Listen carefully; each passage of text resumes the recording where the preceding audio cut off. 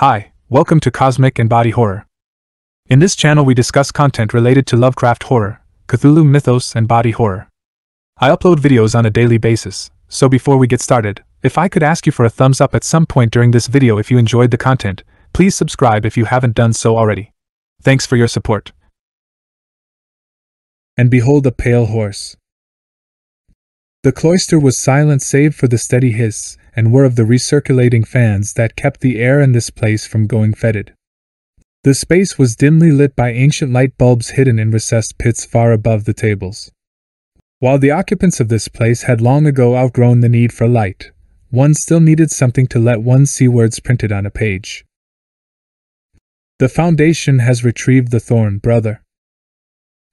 Her voice was soft, a breathy whisper amidst the soft susurration of the air purifiers.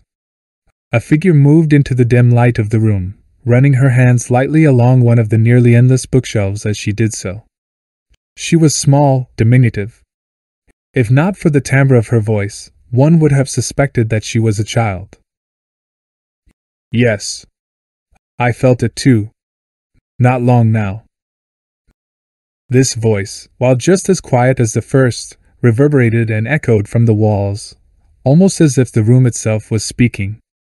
In a way, that wasn't so far from the truth, the girl figure supposed. It had been centuries since she could tell where her brother ended and the hypogeum began. She stepped back as one of the homunculi her brother used brushed past her, entirely focused on whatever task he had sent it on. They didn't bother her either anymore.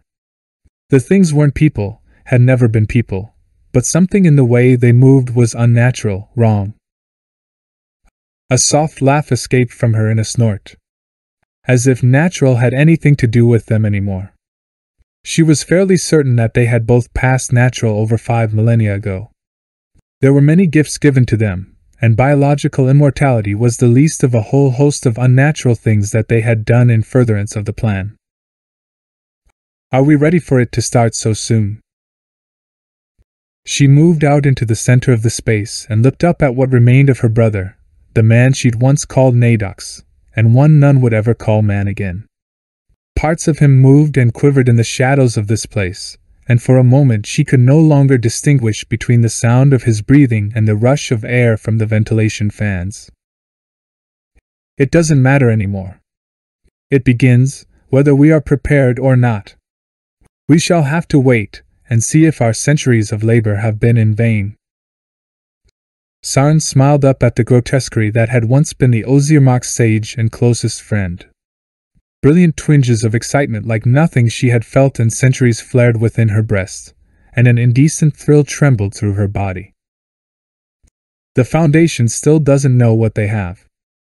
That little jaunt with the lodge may have warned them that someone wants it, but that was anticipated. The mothers were impatient. A low rumble filled the chamber, and she involuntarily stepped back from the edifice of flesh her brother had become. Then the upswell of Nadox's rage subsided as quickly as it had arose. It doesn't matter anymore. They won't own Auroch's children for much longer. Send the call. The ancient spy grinned once more at her brother as she executed a curt bow and exited the chamber. The scrolls had been kept for centuries. She remembered sitting with the Ozyrmak as they all wrote them, under his guidance, all those years ago. Yes. They would have to wait and see, indeed. More buzz. Lucien Dutoit, sometimes known as Karsus Mansat Pa Kuna Kalakaran, sighed as he looked down at the letter that had been dropped atop his desk. An honest-to-God's letter. He sighed and picked it up. The elders were good at a great many things, but apparently not email. At least no one was going to hack a letter. He glanced over at the door to his office, assuring himself for the third time since he noticed the scroll case on his desk that he was unobserved. An email would have been so much easier. He whispered a few words in a language most had forgotten and passed his fingers across the coiled tendon holding the scroll case closed, releasing the poisoned barb hidden within. He grimaced as the flap of skin slid obscenely back from the orifice at the end of the case. The entire thing shuddered ecstatically as it disgorged a thin tube of parchment. With a gentle caress he uncurled the paper and began to read the words written in a flowing, yet precise hand. It took him only a moment before the impact of what was written there struck home. It was time. Bellum. Karsus Helena Eva, who was only Layla Helen Pirani when she felt like it, was curious. It was them. They had sent her a letter. How many centuries had it been? How many wars, how many awakenings? Were they once her comrades? Leaders, perhaps. Servants. Did it matter? Is something wrong, mistress? Asked the young initiate, disturbing her from her thoughts. Seeing the Karsus wave him off, he bowed his head in obeisance and shuffled out of the room quietly. Once the servant had closed the door behind him, she crushed the scroll case in the grip of a tentacle. The Karsus let out an irritated sigh as she watched shards and barbs burrow deep into the appendage. No matter. Flesh is so easily replaced. They had never truly agreed with her practice, she recalled. They accused her of betraying their origins, of tarnishing the empire with an iron grip of Davite cruelty. What nonsense! But Auroch knew. Auroch knew that all was fair game. As did the Grand Karsus himself. Unfurling the bloody tentacle, she picked up the torn parchment, a smile forming at the simple words scrawled on it. Oh, how she loved beginnings. Famis. Ben Yongsun sat quietly in his chair watching the breeze blow across the treetops of the Bakensan National Park. At one point, he had been known as Karsus Wawaji Zhao Shan, but that part of who he used to be had been carefully hidden away centuries before. He had made the triplets, and he'd carefully ensured that they'd been fed for over 1,000 years. His first part in the plan was over. Using his mastery of Laihakoteke to craft the flesh of those who would serve had made his ascension to the highest ranks among the Kangpai almost a certainty. It had been devilishly easy to amass a shockingly large fortune. His role in the plan had always been about gathering resources. While his little army was well equipped and outfitted, he knew that it was nothing compared to the force that the lodge could field. No, his part wasn't to provide the fist, it was to provide the logistics that would feed that fist. And now it was time. He closed his eyes and took a deep breath, relishing the calm before the storm that very few knew was coming. He enjoyed these moments, the thrill of anticipation of something that only he knew about, the quiet moments before the trap closed shut. He relished the lack of warning, and this trap had been foreseen long before the Halkastana had gathered beneath the walls of hated Kithara.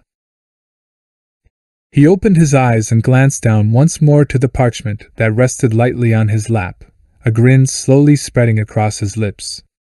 Yes. Now it was time to begin his final part of the plan.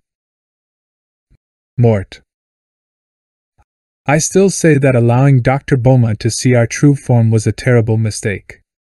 Inu Duvernay stood across the salon from her partner and glared at her, very literal, other half. Enitin Sabatier shrugged and took a sip from the small ceramic teacup that held something rather different from tea in it. While joined, the Karsus Naman de Kutsatsa was a violent and powerful force capable of a singular focus. Apart, the two of them often bickered like the very long-term married couple that they were. My love, I told you that we need not worry. The Manmoss were already going to make her one of them. We had nothing to worry about. He shrugged again and carefully sat his empty cup on the small table next to him. You have too much faith in those old Najda. Ina glared at her husband for just a moment, then sighed as his calm face registered none of the consternation that she had hoped to provoke. She stepped lightly across the room and settled into the couch next to him. She leaned against his side as he pulled her close and placed a light kiss on her forehead. You are my Ngakamats, my beloved. As Lovitar taught us how to be. Two souls from one. Eniton smiled into her hair and gently stroked her shoulder. It is how we have been. You are just melancholic that time is almost over. Enon nodded slightly at her lover's words, and her hand reached across to touch the unrolled parchment resting next to Eniton's teacup, as if seeking reassurance that it was real. Reassurance that they would soon be together again as a single being. Reassurance that once more Naman de Kutsatsa would walk the world openly. And behold a pale horse. Then Ion called the Clavigar to him, and together they sat for a time within the heart of the Leviathan. They spoke of many things, of the darkness to come, and of the fall. For the Ozirmach knew of what would befall them all at Kithra. And in turn, he bade each of them to go forth and set in motion the beginning of the great plan. To Orok and to his disciple Helena Eva, he bade them to create the beginnings of a great force, one to rival that of the Halkastana, but to do so in secret.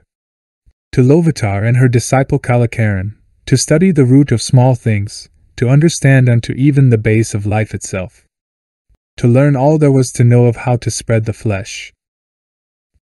To Sarn and her disciple Naman, he bade to study life itself, how to consume more than merely the flesh, but to study the vitality of the soul. And finally, on to Nadox and his disciple Jizal, he laid the heaviest burden. To carry the weight of the Nalmasak, that which was his holy word.